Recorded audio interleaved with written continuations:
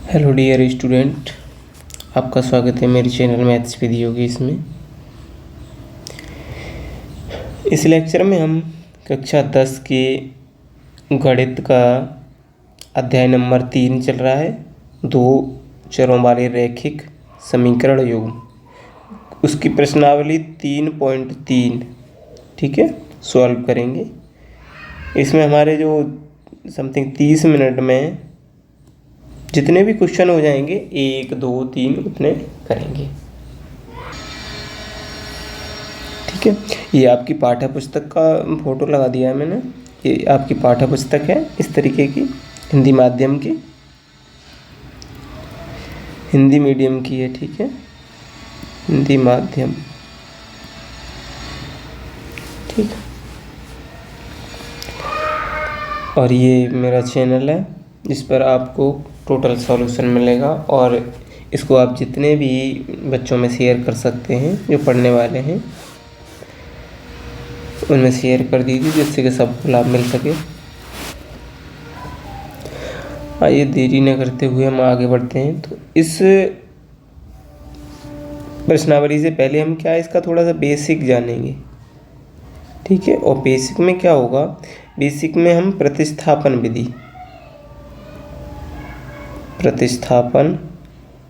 विधि जानेंगे। हमने क्या किया था इससे पहले रैखिक समीकरण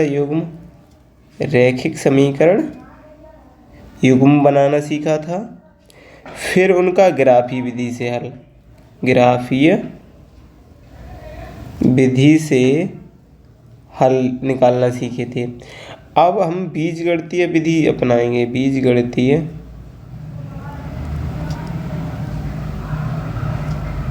से हल, और उसकी पहली पद्धति है क्या, प्रतिस्थापन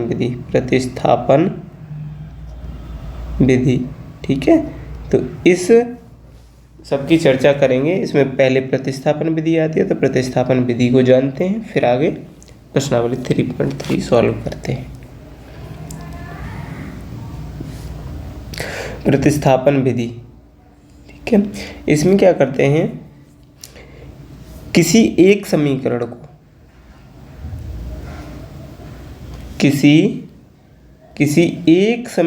को लेते हैं। ठीक है, 2 समीकरण होते हैं, युग्म होता है, तो उसमें से किसी एक समीकरण को लेते हैं और किसी एक चर को दूसरे के पदों में लिखते हैं, यानी कि उसको x बराबर या y बराबर कुछ भी एक तरफ एक चर रख लेते हैं, बाकी दूसरी तरफ बराबर के पक्षांतर कर देते हैं। उसके बाद जो उस चर का मान जब x बराबर या y बराबर जो आ जाता है, वो हम या तो दूसरे वाले समीकरण में, उसी में नहीं, दूसरे वाले समीकरण में उस चर का मान प्रतिस्थापित, माने जिस जगह पर वो चर लिखा होता है उस जगह फिर वो मान रख देते हैं। ठीक है, जब मान रख देते हैं फिर आगे अगर सॉल्व करते हैं तो जो बचा हुआ चर रहता है उसमें प्रतिस्थापन करने के बाद दूसरा जो चर आएगा उस चर का मान निकल आता है।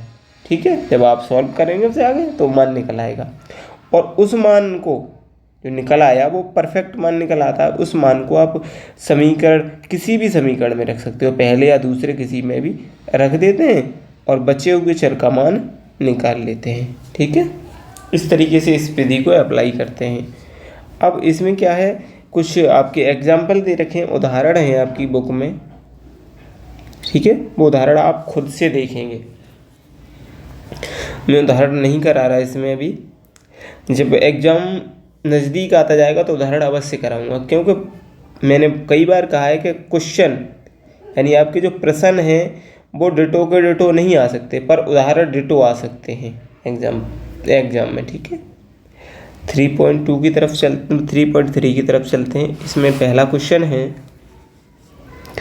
निम्न रैखिक समीकरण युग्म को प्रतिस्थापन विधि से हल कीजिए। तो इसको हल करते हैं। देखो पहला समीकरण दे रखा है x + y = 14 और x - y = 4। तो हल, पहले मैं पेंसिल का कलर चेंज करता हूँ, कोई ऐसी पेन लेता हूँ जिससे वो सही पेज नहीं। हल, ठीक है,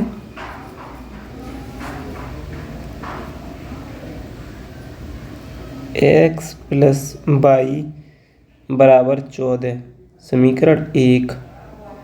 एक्स माइनस वाई बराबर 4, ये 2।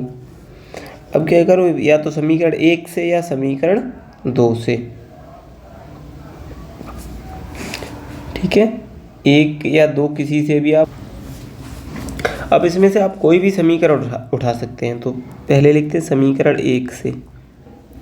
समीकरण 1 से, समीकरण 1 से क्या है कि इसे लिखते हैं x बराबर 14 माइनस वाई, और ये 3, इसे 3 नंबर डाल देते हैं इसको, ठीक है। अब क्या करेंगे, समीकरण 2 में x का मान रखने पर, अब देखो क्या किया हमने, समीकरण 1 से इस मान को निकाला था, इसलिए अब 2 में रख रहे हैं। अगर यहाँ 2 से निकाला होता तो फिर 2 में नहीं रखते, फिर 1 में रखते उसे, यानी जिससे आप, अब ये हमने क्या किया था, एक चर x है और एक y है, तो एक चर x का मान y के पदों में निकाला है यहाँ पे, ठीक है, y के पदों में निकाला है। तो जिस समीकरण के द्वारा हम चर का दूसरे चर के पदों में, दूसरे चर में निकालते हैं मान, तो उसका उसी समीकरण में मान नहीं रखते, उसके दूसरे में रखते हैं। 1 से निकाला फिर 2 में, और 2 से निकाला होता तो 1 में, इस तरीके से समीकरण 2 में रखने पर। अब 2 में रखोगे तो क्या बनेगा, दूसरा है x माइनस वाई बराबर 4। तो x बराबर हमने क्या निकाला है, x बराबर 14 माइनस वाई है, तो 14 माइनस वाई ये रख दिया x की जगह, और बाकी माइनस वाई ये लिख दिया बराबर 4। इसे सॉल्व करोगे तो क्या निकलेगा, ये माइनस के 2y, और देखो ये 4 तो इधर हैं, और जो 14 इधर आएंगे वो माइनस के हो जाएंगे, तो इधर माइनस के 2y बराबर माइनस के 10 बचेगा, माइनस से माइनस कटेगा, 2 से ये 5 बार कटेगा, y बराबर 5, तो y का मान निकल आया, ठीक है। अब इस y का मान किसी भी समीकरण में रख दो, तो लिख देते हैं यहाँ y का मान समीकरण 1 में रखने पर, जब समीकरण 1 में रखेंगे तो समीकरण 1 है x प्लस वाई बराबर 14, और y बराबर कितना आया 5, तो x प्लस 5 बराबर 14 है, तो x बराबर 14 माइनस माइनस का होगा ये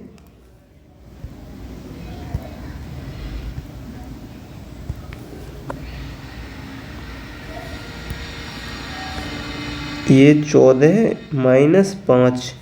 अब जब 5 जाएगा तो x बराबर आपका 9 बचेगा, तो ये आपका, ठीक है, सिर्फ हल पूछा था तो हल निकाल दिया हमने, x बराबर और y बराबर निकल आया, ठीक है। इसी तरीके से क्वेश्चन नंबर 2 पर आते हैं, वो क्वेश्चन पॉइंट नंबर 2, प्रश्न नंबर, ये आपका क्वेश्चन नंबर 1 है, ठीक है, 1 का पहला करा दिया। अब दूसरे पर आते हैं, इसमें कई क्वेश्चन है, 5-6 क्वेश्चन है पहले में, तो निकालते हैं तेजी से। तो हल, ठीक है, यहाँ लिखते हैं s माइनस टी बराबर 3, ये आपका 1 हो गया। अब दूसरा है s upon 3 plus T upon 2 is equal 6। इसको आगे सॉल्व करना पड़ेगा। इसको आगे सॉल्व करने के लिए क्या करें, इनका ले लेते हैं एलसीएम, ठीक है। इनका जब एलसीएम लेंगे तो 6 आएगा, एलसीएम 3 और 2 का, 3 और 2 का क्या किया हमने, एलसीएम ले लिया।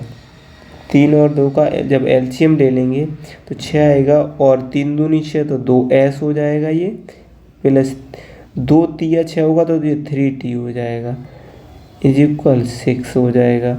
तो आगे बनेगा 2s प्लस 3t बराबर 6 का, इस 6 में या भाग में इधर जाएगा तो गुणा में हो जाएगा, और 6 6 36, या भाग में है ये 6 आपको दिख रहा है, भाग में है इधर। ये जब इधर जाएगा तो किस में हो जाएगा, गुणा 6 हो जाएगा ये, ठीक है।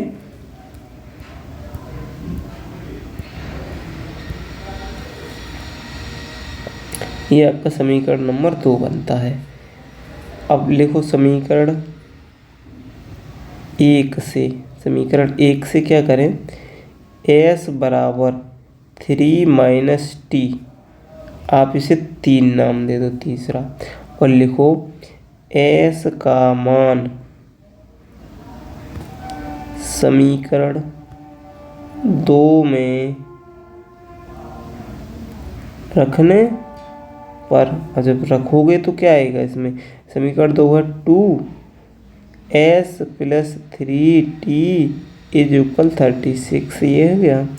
अब इसमें s की जगह रखना है तो देखो 2, अब s की जगह क्या रखना है, 3 माइनस टी, ठीक है, प्लस 3t बराबर 36। इसको मल्टीप्लाई कर दो 2 का, 2 तिया 6 minus 2t plus 3t is equal 36। अब देखो यहाँ पे बचेगा t, सिर्फ प्लस का t, माइनस के 2 और प्लस के 3, तो 1 बचेगा, यानी t बचेगा, वो भी प्लस का। और इधर 36 माइनस 6 हो जाएगा, ये जो 6 है इधर वाला इधर आके माइनस हो जाएगा, तो t बराबर हो जाएगा 30, ठीक है। t का मान निकल आया। अब लिख दो t का मान समीकरण 1 में रखने पर, हालांकि 2 में रख दो तो भी निकल आएगा, ठीक है। अब किसी में भी 1 में रखने पर, तो 1 में रखो क्या आता है, 1 है आपका s माइनस टी की जगह कितने रख दूँ, 30 बराबर 6,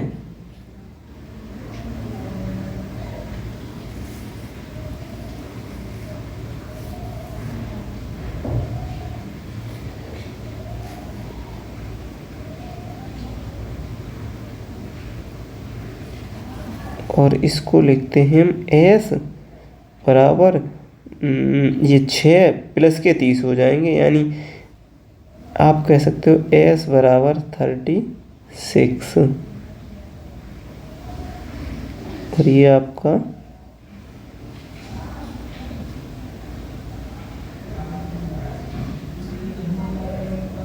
मान निकल आता है, ठीक है।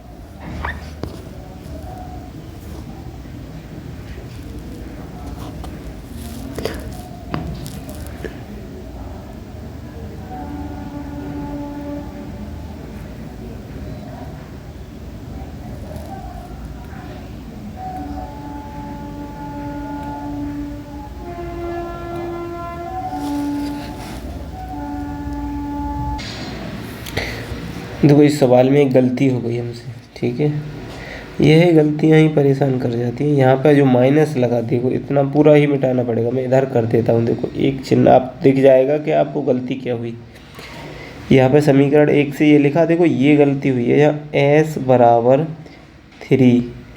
अब जो समीकरण था वो समीकरण ये था, देखो समीकरण था s माइनस टी बराबर 30, तो ये t जो माइनस का है इधर प्लस का होगा, बस इतनी सी मिस्टेक थी, और ये 3 का 13 हो गया।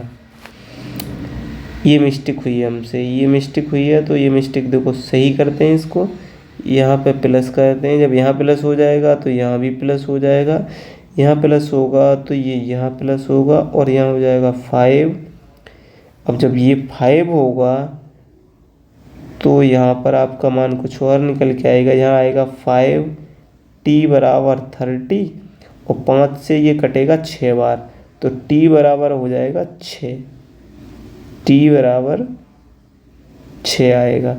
अब t का मान यदि आप इसमें रखोगे तो ये 6 रखोगे, और इधर है आपका 3, ठीक है 3, तो ये 6 प्लस का हो जाएगा इधर आके, और ये, और आपका मान क्या निकल के आएगा, 9।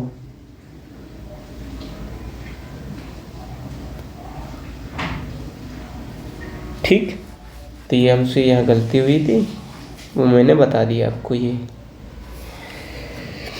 आगे अगले क्वेश्चन पर आते हैं। अगला क्वेश्चन ये कहता है कि 3x minus Y is equal 3, और दूसरा है इसमें, ये पहला समीकरण बन गया, और दूसरा है 9x minus 3y is equal 9, ये दूसरा समीकरण है। ठीक है, तो समीकरण एक से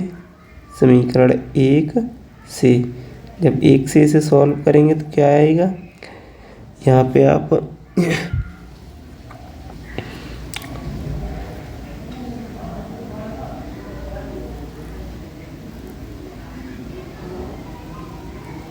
x रखेंगे या y, जो भी आप उस रखना चाहें सटीक लगे। मैं माइनस वाई रखता हूँ। ठीक है, माइनस वाई बराबर 3 माइनस 3x। अब इस माइनस को हटाना है तो क्या करना पड़ेगा मुझे, माइनस को हटाने के लिए मुझे यहाँ से माइनस कॉमन लेना होगा। ठीक है, यहाँ से माइनस कॉमन लूँगा तो ये बाई रह जाएगा, और यहाँ से माइनस कॉमन लूँगा तो ये -3 हो जाएगा, ये 3x हो जाएगा। ठीक है, इससे ये काट दो, जब कट जाएगा तो ये हो जाएगा बाई बराबर, अब ये 3x पहले लिखो प्लस का है और -3। ठीक है, तो ये समीकरण नंबर 3 बन गया आपके लिए। अब लिखो बाई का मान समीकरण 2 में रखने पर,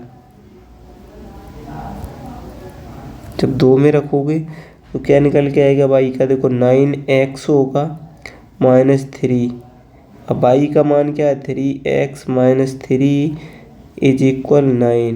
ठीक है, तो इसको लिखो 9x माइनस 3 तिया 9x, अब माइनस और माइनस प्लस 3 तिया 9 बराबर 9। ठीक है, ये तो 0 आ रहा है इधर।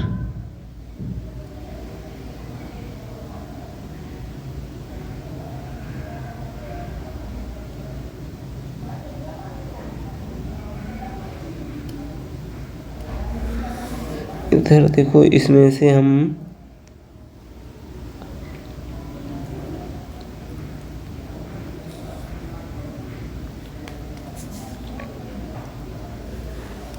अब यहाँ पे क्या दिख रहा है आपको, देखो 9 में से 9 अगर जाते हैं, 9 में से 9 कट जाएंगे और यहाँ बचता है 9 इंटू 9, वो 9 इज इक्वल 9। तो ये एक ऐसी कंडीशन बनी कि ये ऐसा समीकरण युग्म है कि इसके अनेक हल होंगे। यहाँ 9 इज इक्वल 9 है, जो कि सत्य है। अरे 9 तो 9 के बराबर ही होगा ना, और ये बात कथन सत्य है। ऐसा तो नहीं लिखा है कि मैंने 2 बराबर 9 लिख दिया है ना, ये सत्य थोड़ा ही होगा। अगर 2 बराबर 9 आता है तो ये असत्य बात होती है, लेकिन 9 बराबर 9 है, इसका मतलब 9 के ही बराबर होगा, ये बात सत्य है। अतः इस रैखिक समीकरण के कितने अनंत हल होंगे, अतः इस रैखिक समीकरण के अनंत हल होंगे। ठीक है, ये आपका ये भी निकल गया। अब आते हैं हम चौथे की तरफ।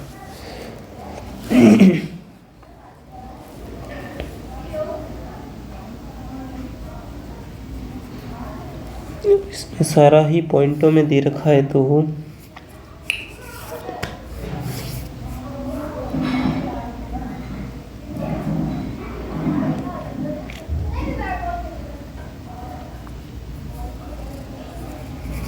देखो करने के लिए तो ये भी किया जा सकता है कि इस वाले समीकरण में दोनों में 10-10 का गुणा कर दें। हल लिखते हैं पहले, 0.2x प्लस 0.3y इक्वल 1.3, ये आपका 1।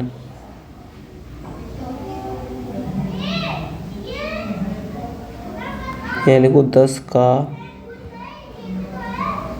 गुणा करने पर, जब 10 का गुणा करोगे तो ये हो जाएगा 10 0.2x प्लस 0.3y बराबर 1.3। ठीक है, और ये निकल के क्या आएगा आपका, ये निकल के आएगा 10 का जब इसमें गुणा करोगे तो ये 2x हो जाएगा, 3y हो जाएगा बराबर 13 हो जाएगा। समीकरण नंबर इसको नाम दे दो 3 का।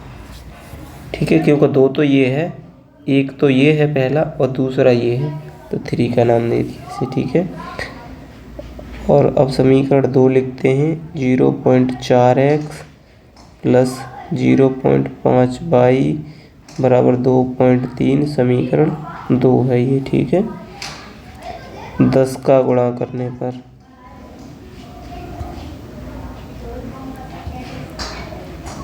10 का गुणा करोगे तो ये भी, ये 4x हो जाएगा, ये प्लस 5y हो जाएगा, ये 23 हो जाएगा। ठीक है, समीकरण 4 का नाम दे दो। यहाँ लिखो समीकरण 3 से, समीकरण 3 से। अब 3 से क्या होगा, 3 से इधर x रखो या y रखो, कुछ भी रख लो, तो इधर रख लेते x बराबर, देखो समीकरण नंबर 3 एक बार लिख लेता हूँ, नहीं तो कन्फ्यूजन होता है आपको भी और मुझे। ठीक है, ये लिख लिया मैंने समीकरण नंबर 3। इससे जब सॉल्व करोगे यहाँ x छोड़ लो तो इधर कितना हो जाएगा 13 माइनस 3y बट्टे 2।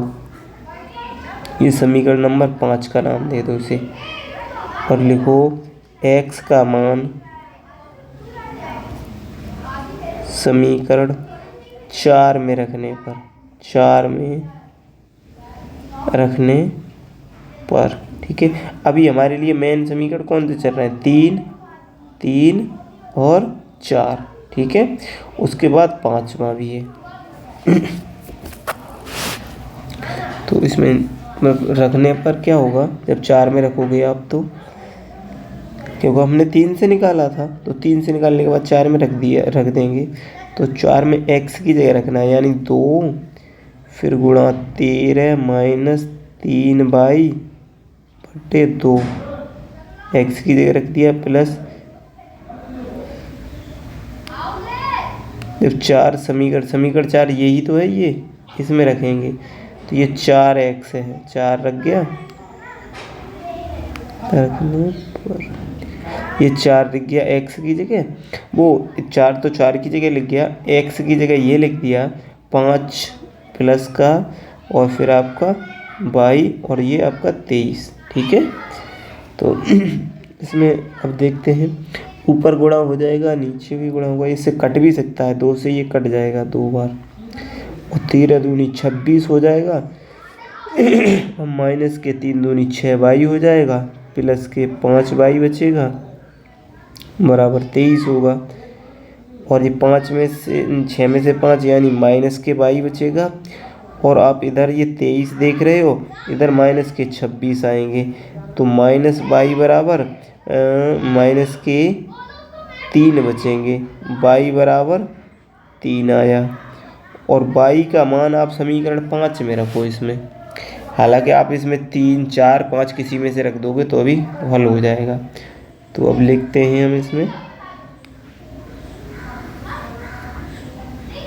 y का मान समीकरण 5 में रखने पर, जब समीकरण 5 में रखोगे तो x बराबर 13 माइनस 3y बट्टे 2, देखो 5 यही तो है, ये वाला है 5 ये, तो y की जगह क्या रखना है, सिर्फ y की जगह हमें रखना है x बराबर, तो ये 13 माइनस 3 गुणा y की जगह 3 रखना है बट्टे 2, 3 तिया 9, x बराबर 13 माइनस 9 बट्टे 2। कितना बचेगा, 13 में से 9 जाएगा तो 4, 2 से 4 कटेगा 2 बार, तो x बराबर 2, y बराबर 3 और x बराबर 2। इस तरीके से आपका ये क्वेश्चन नंबर 4 भी सॉल्व होता है। ठीक है, अब यहाँ देखो 10-10 का गुणा क्यों किया था हमने, ये बता दूँ आपको। 10-10 का गुणा क्यों किया था, 10-10 का गुणा क्यों किया था, इसलिए किया था 0.2 है तो पॉइंट के बाद कितने अंक हैं, 1 अंक है ना, तो 1 0 से करेंगे। अगर 1 अंक है और पता चलता कि यहाँ पे ऐसा होता कि 0.02 लिखा होता तो क्या अंक हैं, 2 अंक हैं, तब 100 से गुणा करते। ठीक है, तो ये याद रखने वाली बात है, ध्यान रखेंगे इसे। अगला आपका क्वेश्चन नंबर 5वां।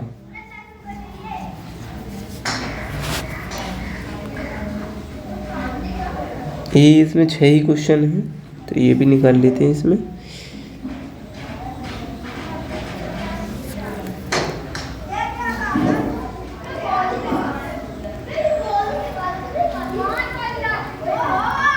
हल इसमें लिखते हैं, देखो ये समीकरण 1 लिखा हुआ है, समीकरण 2 लिखा हुआ है, तो लिखते हैं समीकरण 1 से, और समीकरण 1 से क्या करें हम, x इधर छोड़ें, x बराबर, अब देखो इसमें से ये √2 भी इधर आएगा, ये भी इधर आएगा, तो ये हो जाएगा आपका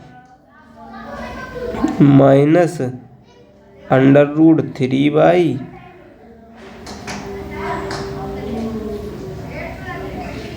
बटे 2।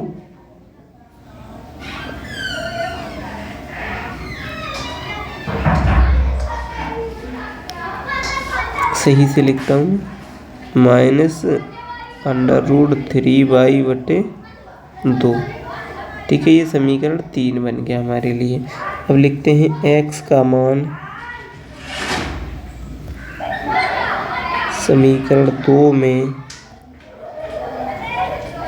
रखने पर, जब समीकरण 2 में रखेंगे तो √3 और इंटू होगा -√3 बाई, बटे 2 भी है, -√3/, बटे 2। ठीक है, x की जगह रख दिया, देखो यहाँ पर यही तो है, ये वाला इसमें रख रहे हैं, तो √3 के √3 लिख दिया, x की जगह मान रख दिया, फिर -√8/, बराबर 0।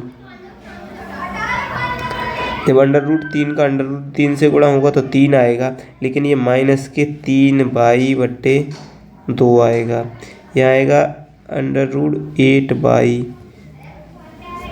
और आपका ये हो जाएगा बराबर 0।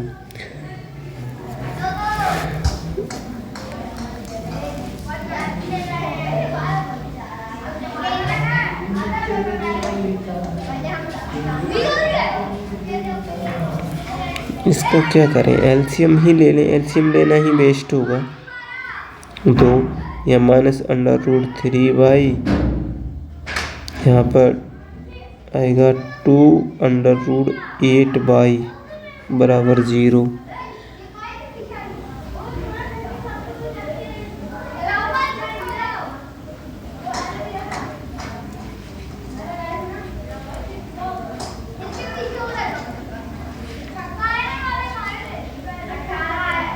यहाँ पे कुछ कमी हो रही है, एक सेकेंड।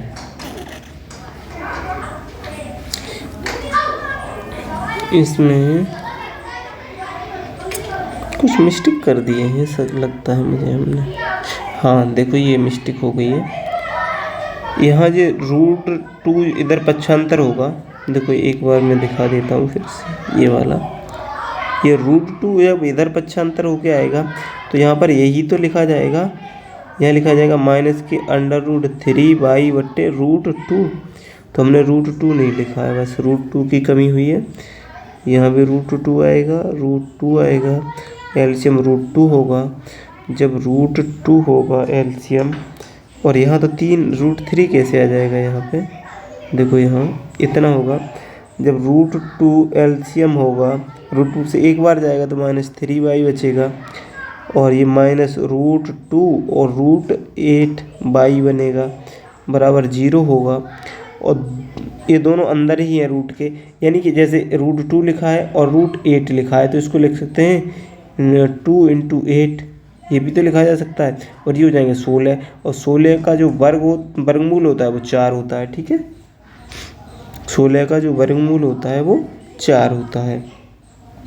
तो यहाँ लिखेंगे 3y - 4y। ठीक है, मैंने यहाँ सॉल्व करके बता दिया आपको कैसे। और इस √2 का अगर पक्षांतर इधर करेंगे तो 0 में गुणा होगा, 0 गुणा √2 का मतलब 0 होता है। इधर फिर बचेगा आपका, इधर -7y हो जाएगा, बराबर होगा आपका 0। ठीक है, और इधर -y बराबर 7, इधर गुणा में इधर भाग में आएगा तो ये भी 0 बनेगा। और यहाँ माइनस कॉमन ले लो तो y बराबर 0 ही बनेगा। ठीक है, y बराबर 0, तो y का मान समीकरण 3 में रखने पर, तो समीकरण 3 में रखोगे तो ये है x बराबर -√3y/√2। अब y की जगह 0 रख दोगे तो क्या होगा, -√3 × 0/√2। अब ऊपर 0 का गुणा है तो ये 0 हो जाएगा, /√2 है तो x बराबर 0 ही आएगा। ठीक है, इस तरीके से निकल आएगा। गणित में यही तो छोटी सी मिस्टेक अगर थोड़ी सी हो गई भूल बस तो गलत हो जाएगा उसमें। क्वेश्चन नंबर 6 की तरफ आते हैं। देखो ये समीकरण पहला दे रखा है इसमें और ये दूसरा, तो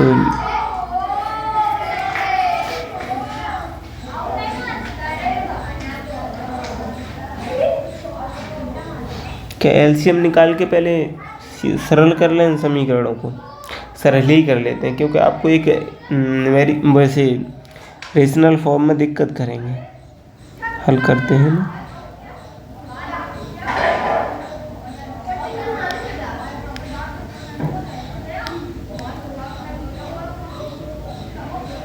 समीकरण 1 से। ठीक है, 1 से क्या लिखेंगे, यहाँ लिखेंगे 3x/2 - 5y/3 बराबर -2।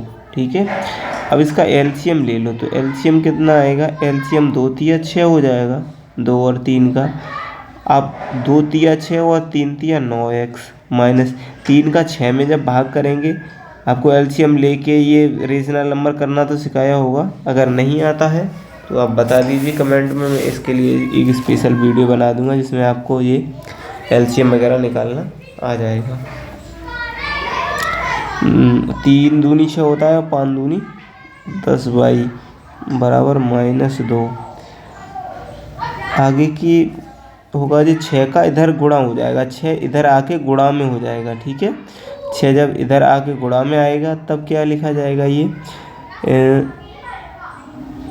9x - 10y बराबर -12 और समीकरण नंबर 3 बन जाता है हमारा। ठीक है, इसी तरीके से समीकरण 2 से,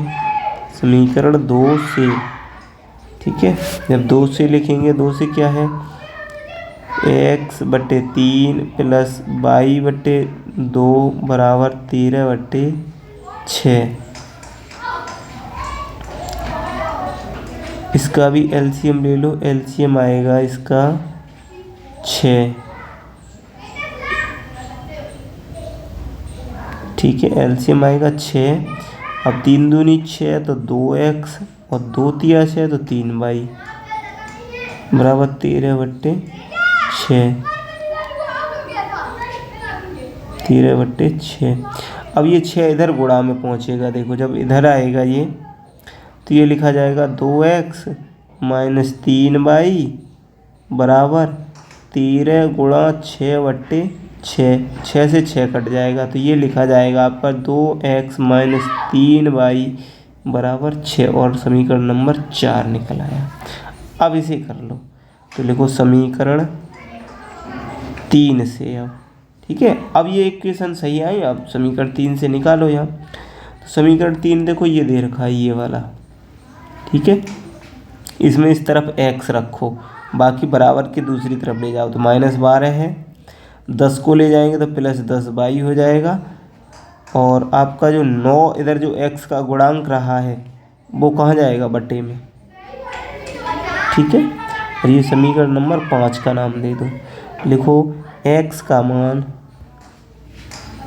जब हमने 3 से निकाला है तो अब 4 में, क्योंकि हमारे लिए अब मेन बन गया 1 3 4। ठीक है, और उसके बाद 5, 3 और 4 मेन हो गए, 5वां स्पेस मतलब जो पदों में मान निकाला वो है।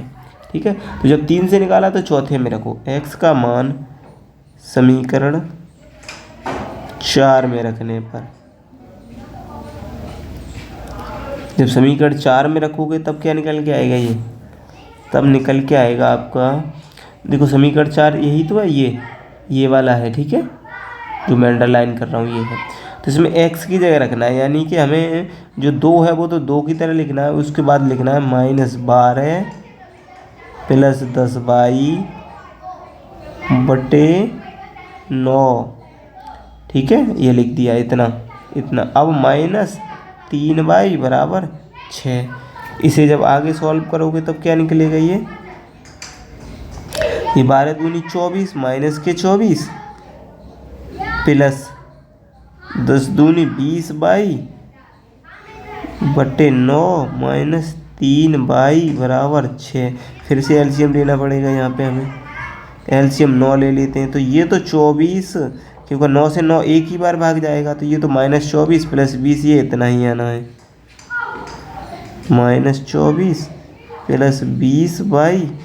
अब यहाँ पे 1 माना जाएगा, यहाँ 1 ही तो माना जाएगा। यहाँ पे जब 1 माना जाएगा तो 1 का 9 में 9 बार जाएगा, और 9 तिया कितना होता है, 27y। ठीक है, बराबर 6।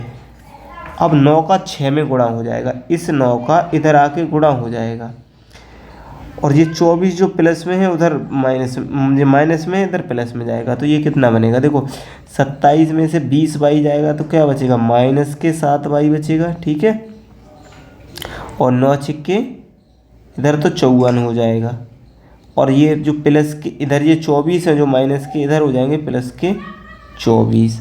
तो आपका ये मान माइनस में आएगा क्या,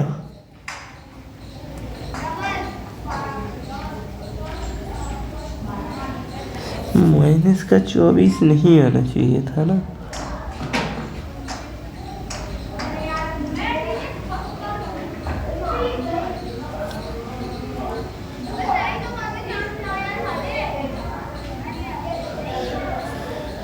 हमारा मान माइनस में आ रहा है, इसका मतलब कुछ गड़बड़, यस गड़बड़ हुई। समीकरण 2 देखो, 2 में यहाँ प्लस है, यहाँ भी प्लस होगा, यहाँ भी प्लस होगा, यहाँ भी प्लस होगा। जब यहाँ प्लस होगा तो जब 4 में आपने मान रखा है तो यहाँ भी प्लस होगा, यहाँ भी प्लस होगा, और यहाँ भी प्लस होगा। 20 और ये आपके हो जाएंगे 47। ठीक है,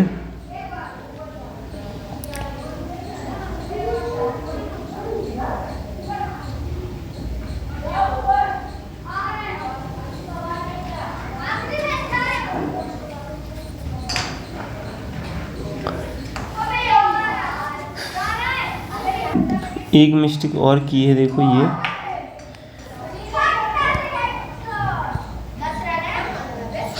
मिस्टेक की है हमने, ये यहाँ 13 बचेगा ना, 13 ये बचेगा। जब यहाँ 13 बचेगा तो यहाँ पे अभी 13 आएगा, ये 13 आएगा, और 13 छिक्के कितना होता है, 13 छिक्के 78, और 24 आपका कितना हो जाएगा,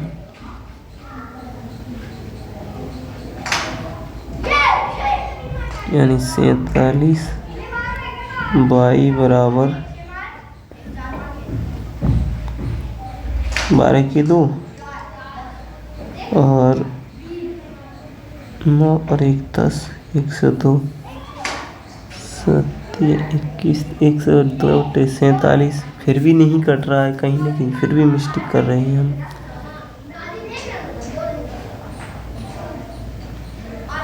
अरे 13×6 = 78 होता है। मैं भी तो पागल हो गया हूँ क्या आज। 13×6 = 78, 13×9 = 170 हो गए। 170। 7 और 4 11 का 1 हासिल, 1 2 और 1 3 और 1 4, 1 से 41, 7 तिया 21, 7 तिया 21 का 1 हासिल 2 और 3 यानी 3 7 21 का 1 हासिल 2, 3 4 12 और 2 14। ठीक है, 3 बार चला जाएगा। 47 का ये 3 बार, तो y बराबर 3 आ जाएगा।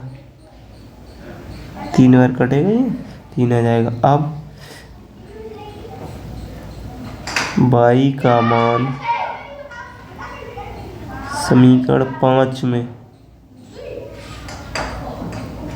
रखने पर, समीकरण 5 में रखोगे तो क्या आएगा, x बराबर -12 प्लस 10 और y का मान आया है 3, तो 10 गुणा 3/9, तो ये होगा x बराबर -12 प्लस के 30, 12 में से 30 जाएंगे तो क्या बचेगा 18, x बराबर 18/9 और 9 दूनी 18, तो x बराबर 2। इस तरीके से आपका क्वेश्चन नंबर 1 सॉल्व होता है 3.3 का। ठीक है, देखो ये छोटी छोटी मिस्टेक इसलिए हो जाती हैं क्योंकि ये इतना बड़ा बोर्ड नहीं, थोड़ा छोटा है, तो मुझे लिखते वक्त थोड़ा सा हो सकता है कि ये उतना गौर नहीं रहता हो, और मैं पहले से इतनी प्रिपरेशन नहीं कर पा रहा हूँ इस चीज़ को, ना तो देख पा रहा हूँ, उतना पढ़ पा रहा हूँ, कहीं छोटी छोटी मिस्टेक हो रही हैं। मैं फिर भी ये कोशिश करूँगा कि आगे के लेक्चरों में इस तरीके की मिस्टेक ना हो। ठीक है, क्योंकि ऐसा नहीं है मिस्टेक में कहीं ऐसा रट रखा है उस रट के करा रहा हूँ, वो वाला नहीं है कॉन्सेप्ट। मेरा कॉन्सेप्ट जो मैं बताता हूँ वो आप फॉलो करोगे तो आप भी उसी तरीके से निकाल पाओगे। इसके और भी कॉन्सेप्ट हैं, पर जो सरल मेथड है मैं वो बता रहा हूँ। ठीक है, ऐसा नहीं है इसका जो इस तरीके से एलसीएम लेके और ये इक्वल किए बिना भी हो सकता है ये सवाल, तो वो भी उस तरीके से हो जाएगा। लेकिन मुझे ये लगा कि वो थोड़ा कठिन लगेगा हमें, तो हमने कुछ सरल कर लिए समीकरण। अब ये सरल रूप में आ गए तो आप इसे तो फिर निकाल भी सकते हो एक बार को। अब ये गलती जो मुझसे हो रही है वो गलती आपसे ना हो, उसके लिए ये है कि आप प्रैक्टिस करें दिन पे दिन, जितनी प्रैक्टिस कर सकते हैं। ठीक है, क्योंकि अब मेरी प्रैक्टिस में नहीं रहा है मैथ, पिछले साल से कॉलेज वगैरह छोड़ चुका हूँ मैं, तो अभी बिल्कुल कुछ पढ़ा नहीं रहा हूँ, बस यही यूट्यूब पर जो वीडियोस वगैरह हैं उन्हीं में देख रहा हूँ मैं। तो पहले से कुछ प्रिपेयर नहीं कर पा रहा हूँ इस चीज़ के लिए, सिर्फ आपको जब सॉल्व कराता हूँ तभी सॉल्व कर रहा हूँ, इस वजह से कुछ मिस्टेक हो रही हैं मुझसे। और थोड़ी तबीयत का भी इशू है, लेकिन तबीयत मायने नहीं रखती है, कभी कैलकुलेशन में तबीयत से कुछ नहीं होता है। ठीक है, वो तो सब ये है, लेकिन मैं आगे से कोशिश करूँगा कि आप ऐसी गलती ना हो। बाकी अगले लेक्चर में